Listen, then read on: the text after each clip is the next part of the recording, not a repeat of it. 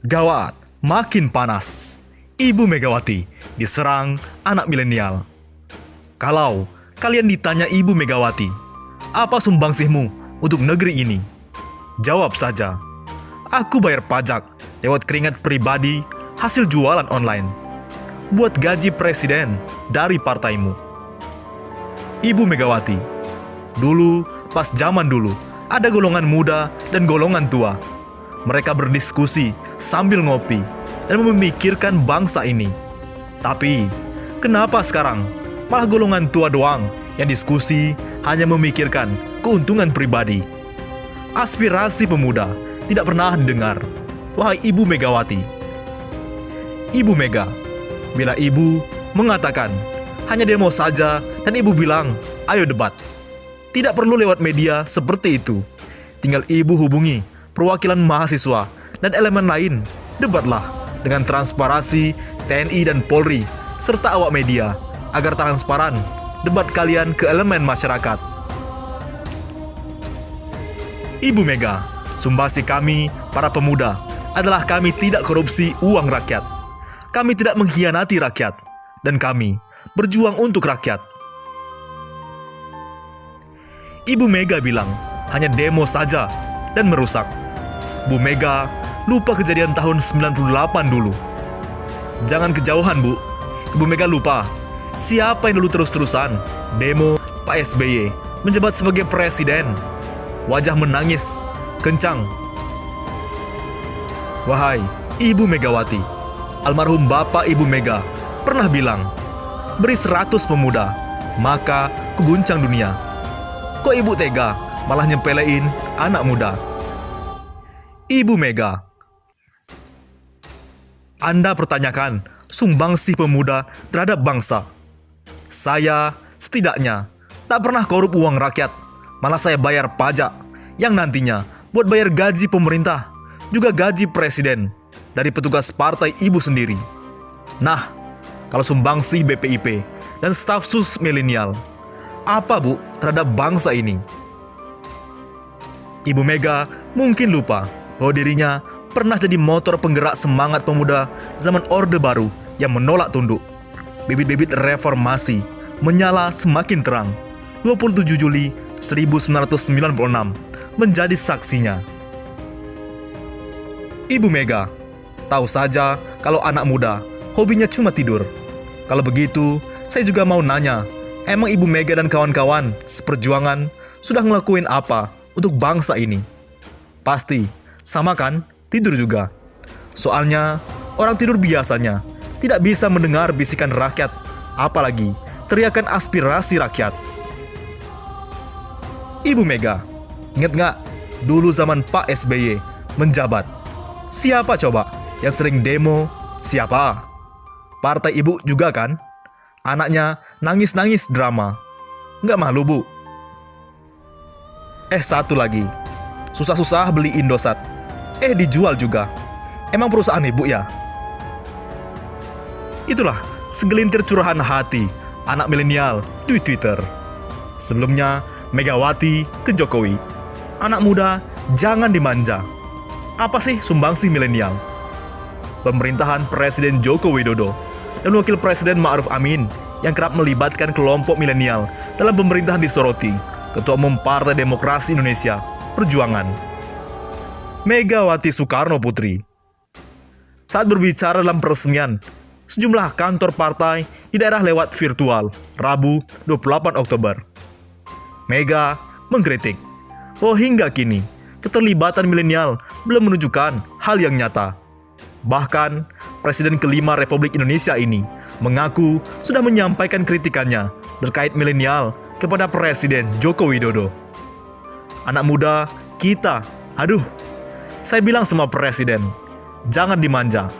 Generasi kita, generasi milenial. Saya mau tanya hari ini, apa sumbangsinya generasi milenial yang sudah tahu teknologi itu? Kata Megawati. Mega mengaku bila kritikannya tersebut akan menuai pro dan kontra, bahkan bisa jadi bulian. Namun, bila melihat fakta di lapangan, di era perkembangan teknologi saat ini, bangsa Indonesia malah masih disibukkan dengan isu-isu yang belum tentu kebenarannya dan menjadi ramai di media sosial. Salah satu yang ia contohkan yakni mengenai isu PKI yang ditujukan kepadanya, PDI hingga Presiden Joko Widodo. Maksud saya sama sekali tidak untuk menyombongkan diri, tapi ini fakta, pengalaman hidup. Ngapain orang zaman gini masih ngomongin PKI? PKI, buktikan dong, ada aturannya. Jangan hanya untuk membohongi rakyat. Tandasnya, entah menyindir siapa. Di lain sisi, Megawati kritik demo anarkis. Enak saja, halte-halte dibakar. Emang duit lo? Kata anak milenial, enak saja, jual-jual Indosat. Emang duitnya ibu.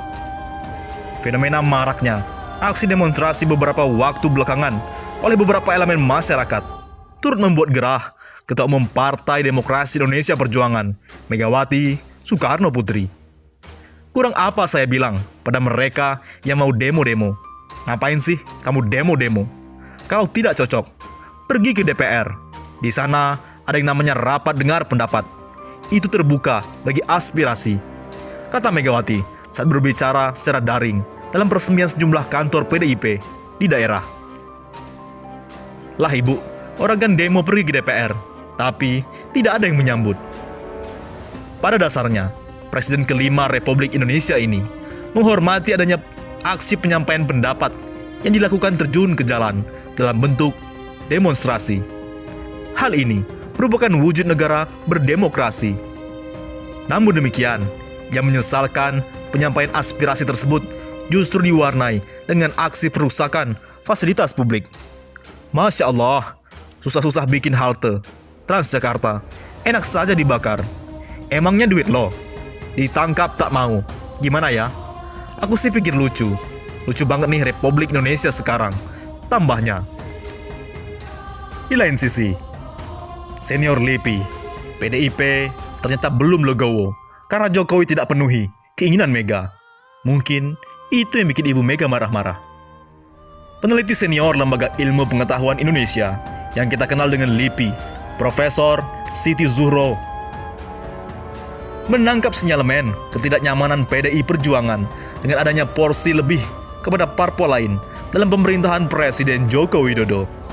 Pasalnya, beberapa petinggi PDIP menilai ada menteri yang tidak loyal dan bisa menggerogoti dari dalam. Bahkan, politisi PDIP Darmadi Durianto mengatakan, menteri tersebut bisa menelikung dengan cara mengambil alih kekuasaan di tengah jalan. Kata dia, hati-hati, kudeta merangkak. Ditambah, lanjut Siti Zuhro, jumlah menteri PDIP yang ada di kabinet juga tidak banyak seperti yang diharapkan. Bayangkan, kementerian yang ditempati oleh PDIP dianggap kurang seksi begitu. Mendagri juga tidak ditempati oleh PDIP. Jadi menurut saya, wajar saja partai utama, partai pendukung merasa ketidaknyamanan dan menginginkan adanya reshuffle. Kata dia dalam diskusi virtual bertemakan kinerja kementerian atau lembaga, peluang reshuffle kabinet dan potensi Capres 2024, Rabu 28 Oktober. Jadi, menurut saya, ini wajar saja dilakukan, bukan hal yang aneh. Siti Zuhro pun teringat dengan pernyataan Ketua Umum PDI Perjuangan, Megawati Soekarno Putri, saat berpidato dalam Kongres 5 PDIP 2019. Mega emoh alias tidak mau jika Jokowi memberikan jatah menteri yang sedikit. Dan memang harus dipenuhi, kan sejak awal seperti itu. Ibu Mega sampai diajak bincang. Bu Mega, dulu itu kan kalau tidak salah, apa ejaannya? Apa waktu itu? Secara tegas bilang, tidak mau. Sedikit menteri, katanya.